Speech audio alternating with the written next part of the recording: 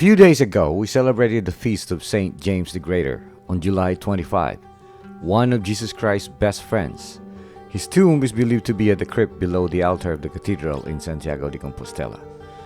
Over the last 1200 years of Camino history, millions have walked the many routes that ends in Santiago, in Galicia, Spain.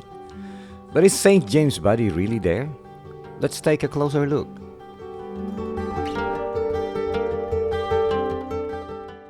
After his resurrection, Jesus told his apostles in Acts chapter 1 verse 8, he said, "But you shall receive power when the Holy Spirit has come upon you, and you shall be my witnesses in Jerusalem and in all Judea and Samaria, and to the end of the earth."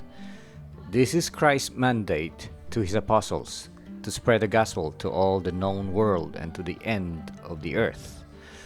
During this time, they all live under the Roman Empire. The territory of the Roman Empire back then stretches from the modern-day Iraq all the way to Spain. There's a place in northern Spain that is considered to be the westernmost land and believed to be the Finis Terrae, meaning the end of the earth in Latin. The apostles must have understood this to be where they should be to spread the gospel. One of those apostles who took this mandate seriously was Saint James. James was said to have set out to travel to Spain to evangelize the Celtic Spaniards, who were fearlessly pagan. Saint Paul has indicated that someone was ahead of him in Spain, Romans 15:24, perhaps referring to James.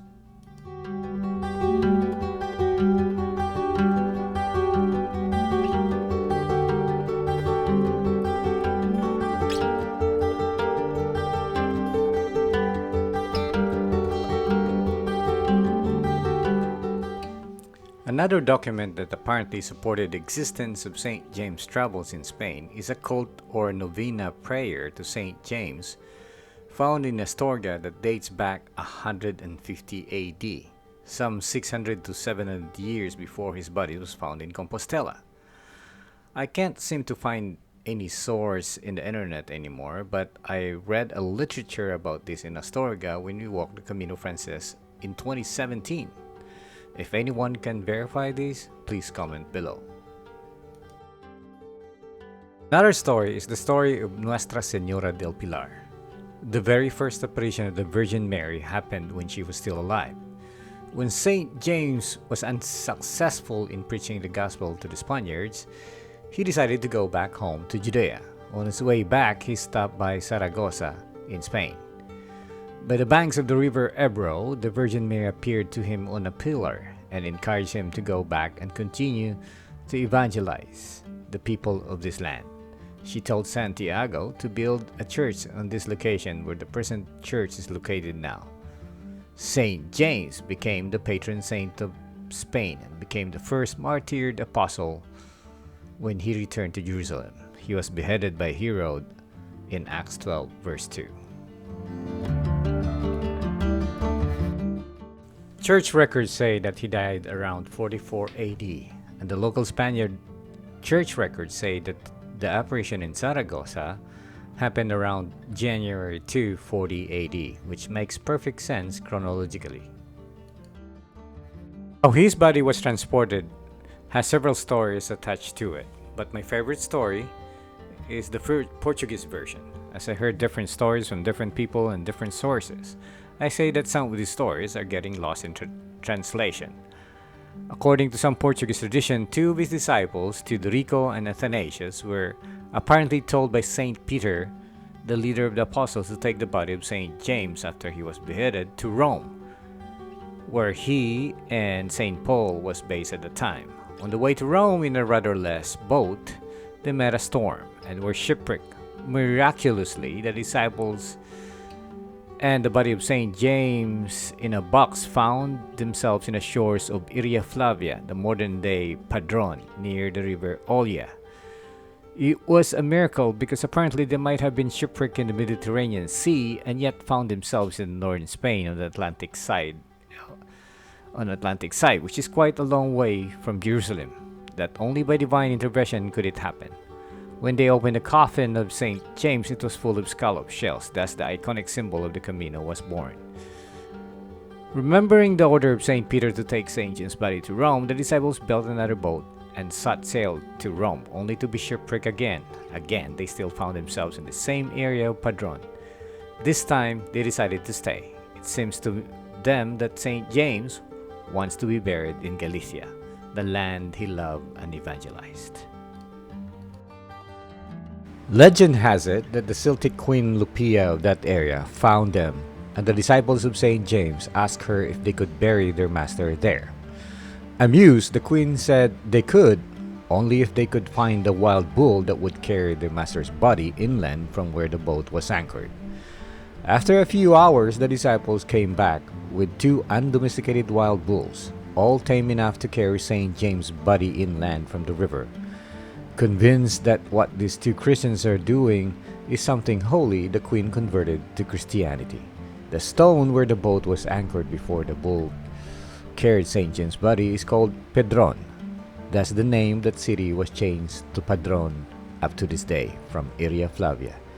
And to this very day, you can still find this very stone under the altar of the Church of Santiago in Padron if you walk the Camino Portuguese. For almost 800 years, the body of St. James was kept in an unmarked tomb covered with thick bushes in a field until a hermit named Pelayo followed strange lights in the sky that seemed to point to a place in an open field, the field of stars. In Latin, it is called Compostelae, now Compostela. Other shepherds have reportedly observed the same strange lights in the sky.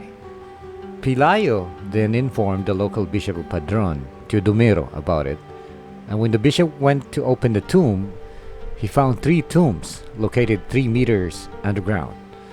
The middle tomb was protected with a slab of marble. The other 2 tombs belonging to 2 disciples. It was named Athanasius and Teodorico. Apparently a stone with an inscription that only the early church official or someone close to St. James at the time included it with his remains. This symbol or stone or inscription was called the Marmaric Ark, which a 5th century Byzantine document indicated would be included in St. James' tomb if it ever found. 300 years later, it was indeed the case. Various other church documents also mentioned that St. James was buried in Hispania, a Roman province, centuries before it was found. According to church officials in Santiago, this is how the Bishop Teodomiro determined it was the sepulchre of St. James the Greater.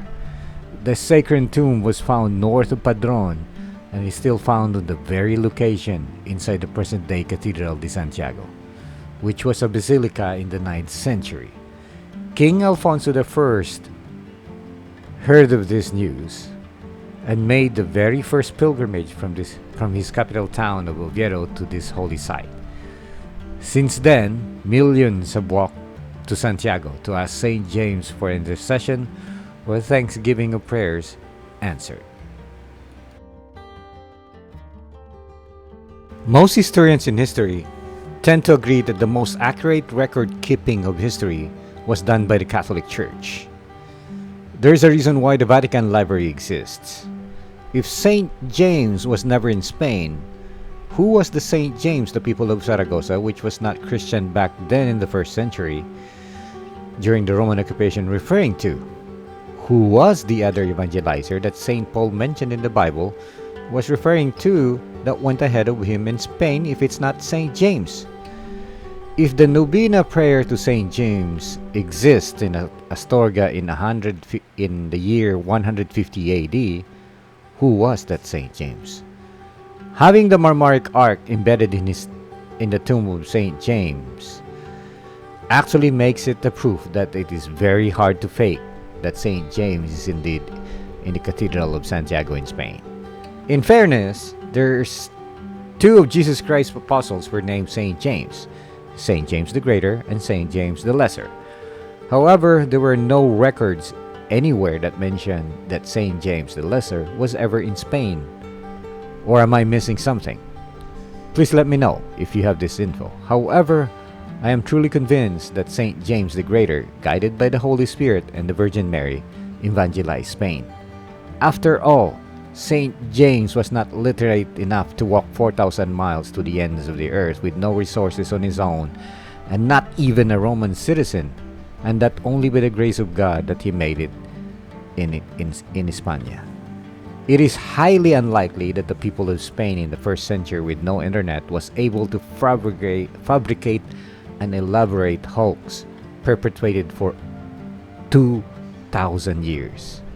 So guys, what do you think? Is St. James really in Santiago?